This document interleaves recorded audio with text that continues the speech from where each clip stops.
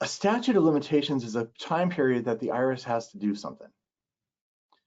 So ASED is an assessment statute of limitations. In general, the IRS has 3 years from the due date of the tax return or the due date on which it was filed, or the presumptive due date, whichever is later, to do an audit. They also have that same 3 years to do the trust fund recovery penalty assessment. So that's there for your help. The refund statute. This is one that's pretty darn strict and you need to be careful of.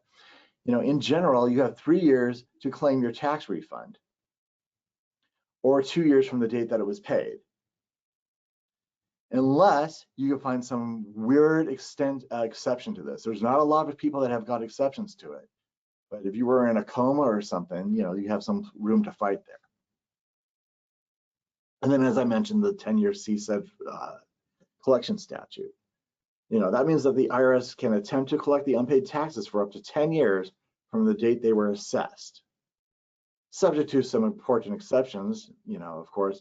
And once the 10 years is up, the IRS has to stop its collection efforts.